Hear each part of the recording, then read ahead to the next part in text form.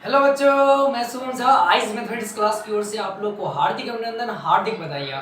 आज हम आप लोग को बताने वाले हैं कि स्ट्रेट लाइन का एक पार्ट है जो ढाल से लिया गया है, जिसे हम लोग कहते हैं कि इंटरसेक्ट फॉर्म ऑफ स्लोप बोल सकते हैं कि मतलब ढाल का जो अंतःखंड रूप है उसे हम लोग क्या कहते हैं। तो हम हिंदी में भी लिख देते हैं ढाल का अंतःखंड रूप, लिख देते हैं ढाल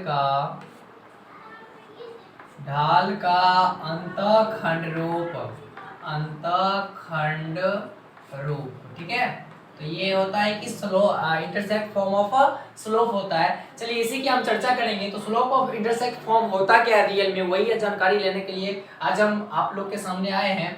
तो देखिए एक कोऑर्डिनेट होती है और ये मेरा, हम जानते हैं कि ये मेरा क्या है, फर्स्ट कोऑर्डिनेट है। अब ये फर्स्ट क्वाड्रेंट में हम देखते हैं कि एक मेरा पॉइंट, जैसे माना कि ये पॉइंट मेरा ए है और ये एक पॉइंट मेरा क्या है, बी है। तो जैसे 0 से लेकर ए तक के बीच की दूरी है ए, हम जानते हैं कि एक्स अक्ष पे वाई निर्देशांक कितना होता है 0, उसी तरह वाई अक्ष पे एक्स निर्देशांक 0 हो जाएगा।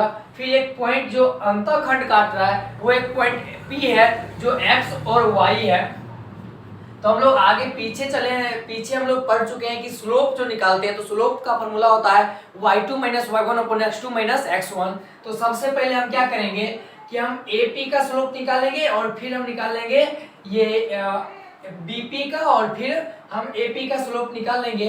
या ऐसा कर सकते हैं कि हम डायरेक्ट AB का स्लोप निकाल के, और ये दो स्लोप है, मतलब हम जानते हैं कि दो रेखा अगर एक दूसरे के संपाती हो या समांतर हो तो उन दोनों का जो स्लोप होता है उन दोनों का स्लोप एक दूसरे के बराबर होते हैं। तो हम पहले पूरा देखते हैं, स्लोप पूरा कितना है, तो पूरा AB है। हम निकालेंगे स्लोप ऑफ AB, लिखेंगे यहाँ स्लोप ऑफ AB।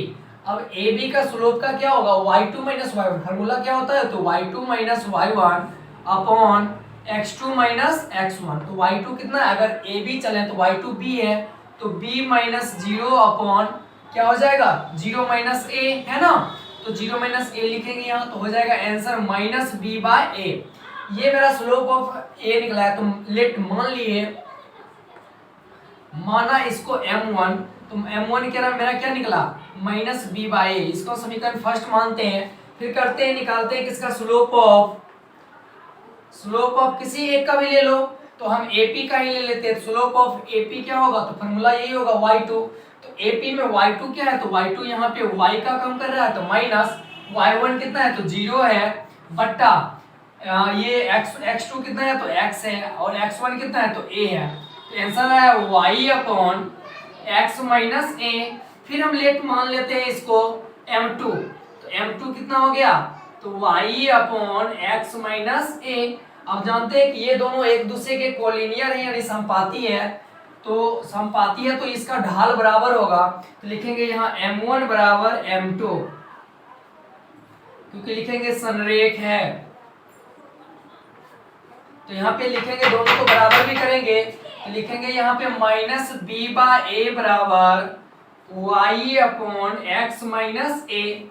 अब क्रॉस मल्टीप्लिकेशन करेंगे तो यहाँ लिखेंगे माइनस बी एक्स और minus minus plus a b बराबर लिखेंगे ए वाई।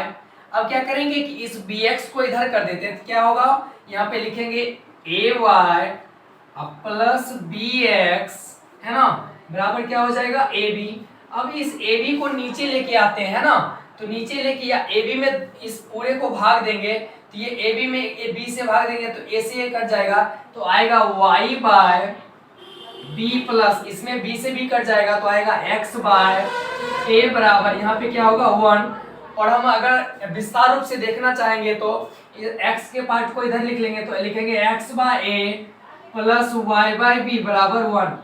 और यही मेरा होता है कि intersect form of a slope. Slope का जो इंटरसेक्ट फॉर्म होता है वो होता है x by a plus y by b equal to 1। आप ये ए बी का स्लोप निकाल के फिर बीपी का भी स्लोप निकालिएगा तो इतना ही आंसर आएगा, ऑब्वियसली फिक्स है कि इतना ही आंसर आएगा। तो आप लोग ये बात समझ चुके होंगे कि ये कैसे हम कैलकुलेशन किए।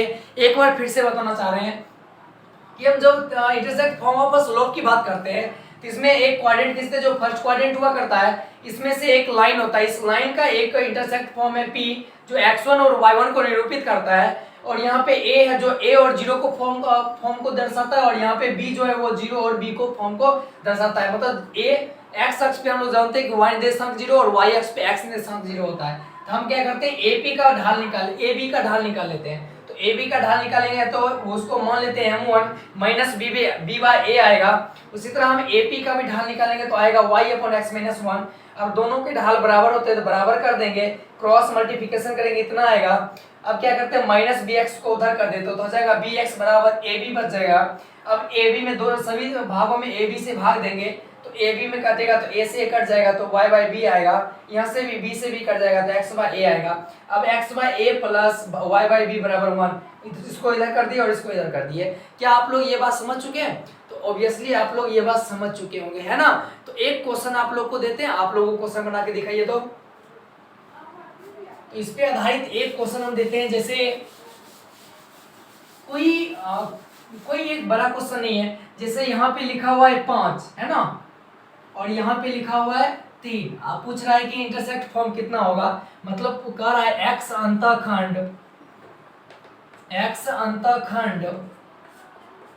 5 और y अंतःखंड कितना है तो 3 है। तो इंटरसेक्ट फॉर्म पूछ रहा है, तो कुछ नहीं करना है, इंटरसेक्ट फॉर्म पूछ रहा है ना, तो लिखेंगे intersect form x upon x अंतःखंड कितना है तो 5 प्लस y बट्टा ये कितना है 3 बराबर क्या लिखेंगे 1 लिखेंगे, क्रॉस मल्टीप्लिकेशन कर दो तो आ जाएगा 3x plus 5y upon 15 equal to 1। लिखेंगे यहाँ पे 3x प्लस 5y बराबर 15 और यही मेरा समीकरण हो गया। ठीक है, ऐसा क्वेश्चन देगा, बहुत ही आसान क्वेश्चन होते हैं, वहां पे डाल दो एलसीएम ले लो, जो मान आएगा वो बन जाएगा। चलिए आपका ये intersect form of a slope का खत्म होता है यहीं पे पार्ट। आगे आप लोग को पढ़ाएंगे ये नॉर्मल जो फॉर्म होता है, मतलब लंब रूप जो होता है ढाल का, वो बताने वाले हैं। ठीक है, तब तक के लिए मैं शुभम झा, जय हिंद।